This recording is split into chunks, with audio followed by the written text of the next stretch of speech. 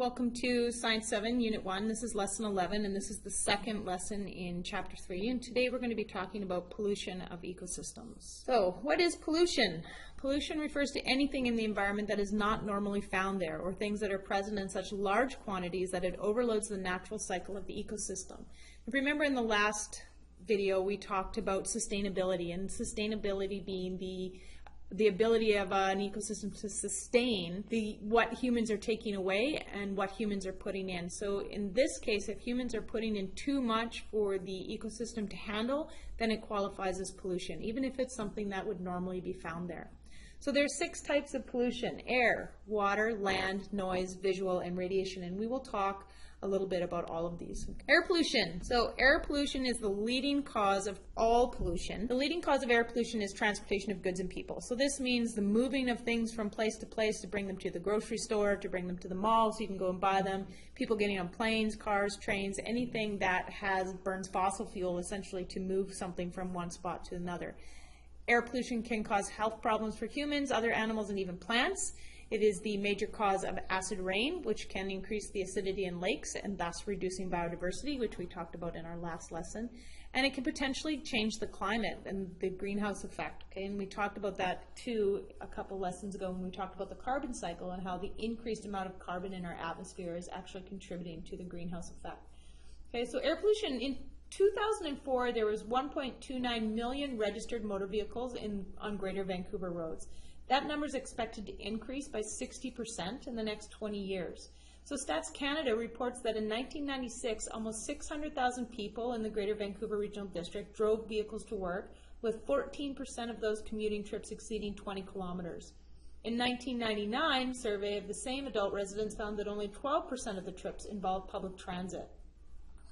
So we're using our cars for a lot of transportation issues and to go quite a ways, okay? So the annual use of public transit dropped to 64 trips in 2000 from 67 trips per capita in 1991. So we're starting to use our cars more and more, and local transportation less and less.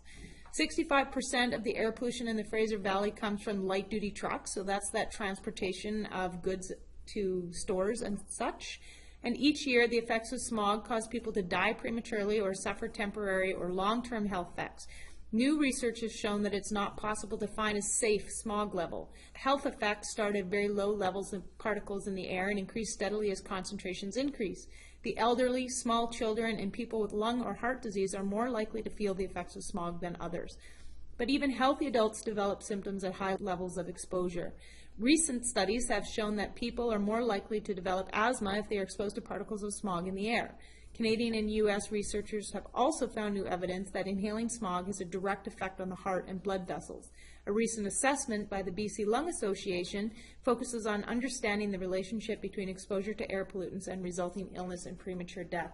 So of all of the pollution that is out there that we mentioned back here, so air, water, land, noise, visual, and radiation, air is by far the most detrimental to human health. Water pollution, water from our sinks and toilets has to go somewhere. So every time you flush the toilet or run the sink or do some laundry or wash the dishes, all of that water goes somewhere. So most cities have a sewage treatment plant, but some goes directly into rivers and oceans. So Vancouver has a sewage treatment plant, obviously, but there are areas in BC that do not, and the sewage is pumped directly into the ocean.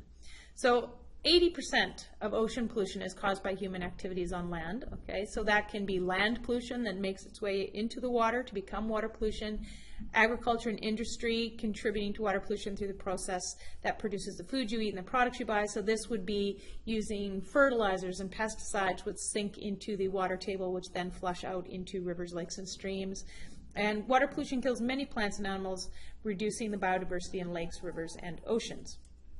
Land pollution, garbage, is the main component of land pollution. So landfills are created by digging very large holes and then filling it up with garbage. It takes up space and causes habitat loss. So how does it cause habitat loss? Well, those big empty spaces need to come from somewhere. And so when we need more space to put our garbage, we go in, we cut down some trees, we dig a big hole, and we start throwing garbage in it. Okay, so e-waste, which is our computers, our old cell phones, iPods, things like that, and poisonous chemicals are all put into the landfill, and they can seep into the soil and water. So that e-waste can cause both land and water pollution. So this changes the environment, and the plants and animals that live there either die or leave.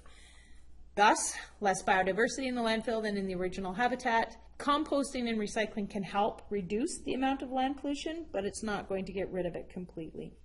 So you may be noticing a pattern so far in all of these pollution is that the reduction in biodiversity is a huge component to all of these. Noise, visual, and radiation. These are not things we think of when we think of pollution, but they are out there. Okay, they're less well known, but still relevant. Noise is exactly what it sounds like, loud noises. So motorbikes revving their engines down the highway, jackhammers. You may notice that all the construction around the school right now, we have quite a bit of noise pollution. Okay, so anything that shouldn't normally be there that is loud and annoying is considered noise pollution. Noise pollution in the ocean is a little bit different. Any of the boats that use sonar, and they use those pingings down there, so they send the sonar out to ping off of things and it comes back. That is noise pollution in the ocean in regards to other animals that use echolocation for navigation. So all of your whales and dolphins and stuff, anytime that sonar is going on down in the ocean, it is affecting directly those animals that use that echolocation as well. Visual pollution are things that look bad in the environment. So when you're driving down the highway and you see a massive clear cut off the side of the road, that's considered visual pollution. All the billboards on a highway that blocks the natural aesthetics of the ecosystem is also considered visual pollution. Okay, so anything that shouldn't be there, really, that other than the natural environment is considered visual pollution. Radiation pollution is just exactly what it sounds like. It comes from TVs, microwaves. Obviously, those of you that are going to be studying Chernobyl for your essay, that is a major form of pollution there, is that radiation pollution from the nuclear fallout that they had there quite a few years ago and are still trying to recover from. So those are the less known forms of pollution, but still relevant. All right, so we're going to talk more about this in class, and we'll see you next time.